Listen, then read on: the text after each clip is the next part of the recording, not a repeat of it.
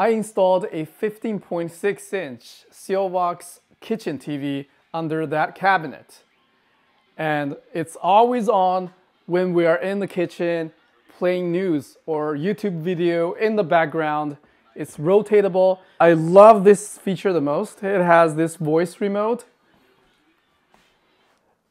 How to cook the perfect steak. I can easily find recipes on YouTube. This one is from Gordon Ramsay. Yeah, it works very well. Listen to podcasts, watch news when I'm cooking. I'll show you how to get it installed, dive into great details of its design.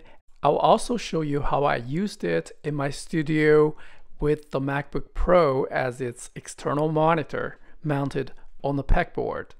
It has two HDMI inputs. It supports Google Chromecast to wirelessly send the video to the screen. More detailed app walkthrough later in this video. It is not a touch screen. It's kind of focused on the TV experience. There's a remote I mounted here. I found this is the ideal place to put the remote.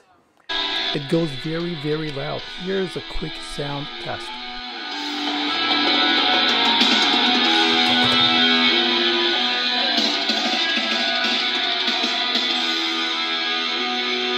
My kitchen cabinet is a little bit recessed, so I decided to put a 2x4 wood block as a spacer. There are two mounting options, fixed or rotatable. I'm using the rotatable option. After the center screw is secured, simply put down two more screws in the curved channels. Then I fine-tuned the tension. I used 3 more screws to secure the spacer block to the cabinet.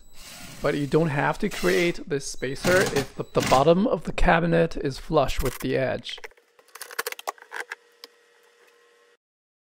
Organized the cables back here, wrapped around this spacer. The power cable is not really visible from the front unless you know where to look. I'm very happy with this clean and modern design. This Sealvox kitchen TV comes with a water-resistant remote and its mounting bracket. You can use 2 screws or the included 3M tape to mount it on the wall or under the cabinet. Comes with 3 large screws with drywall anchors based on your mounting condition. The drywall anchor is designed for drywall if you want mounted flush against the wall. Otherwise, you just use the screws under the cabinet like so, because usually cabinets are made of wood.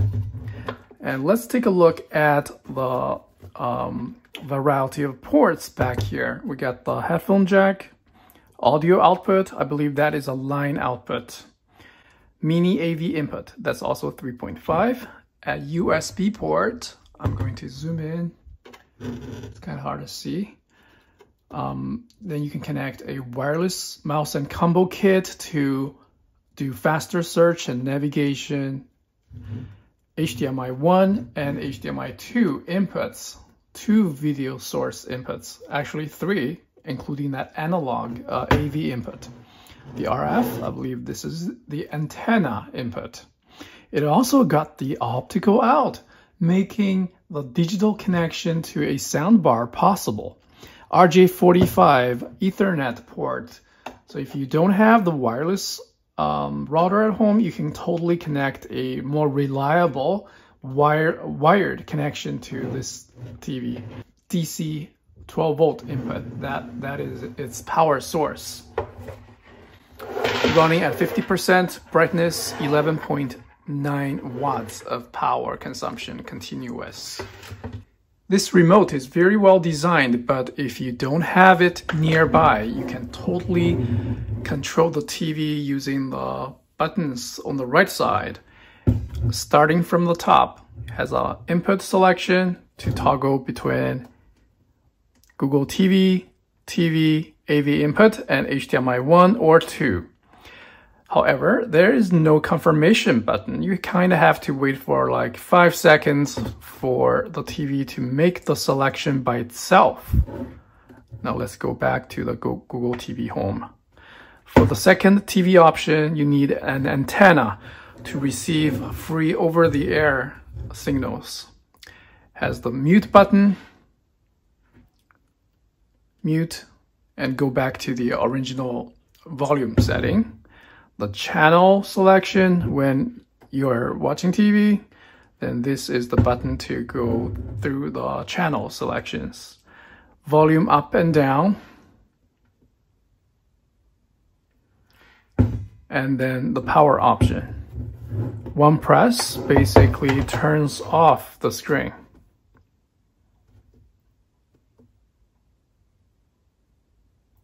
Long press, it will ask me to power off. Silvox Kitchen TV has two HDMI inputs, so I'm using it as the extended monitor from my MacBook Pro 13-inch. Mounted onto my pegboard using just two pegs. Let me show you how this is done. The power supply is connected, HDMI cable goes to the MacBook. I have two of these wall control pegs that goes into this curved slot. If you use screws, put one here, and one in the center, so you can rotate this TV as well.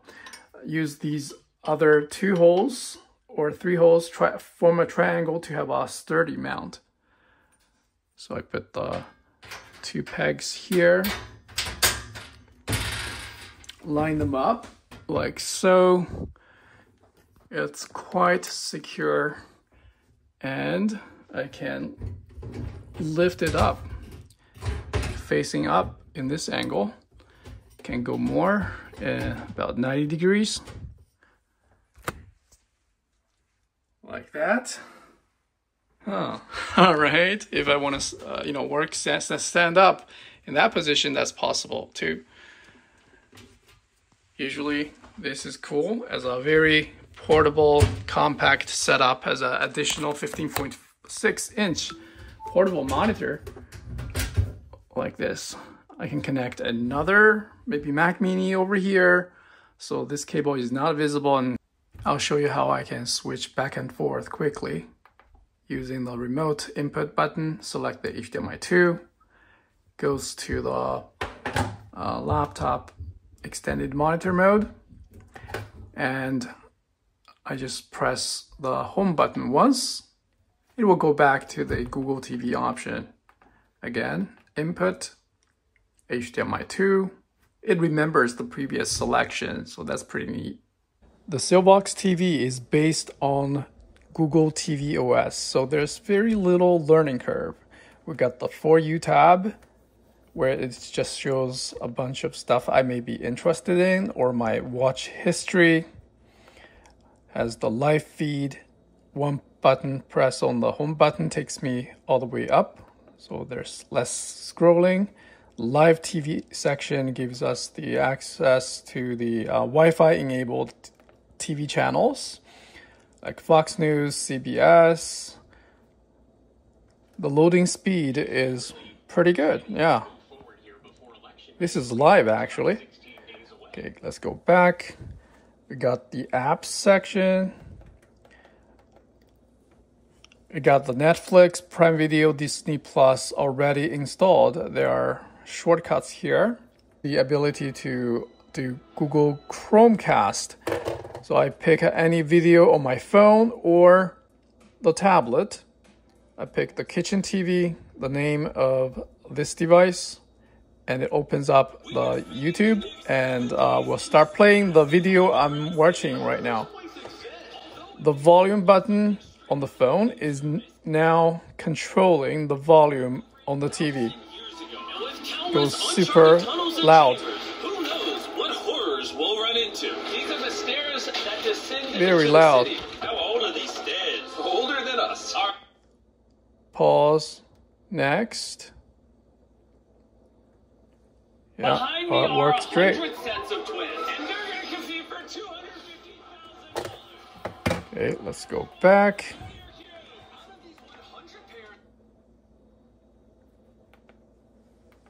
If we go over here, there's the setting option.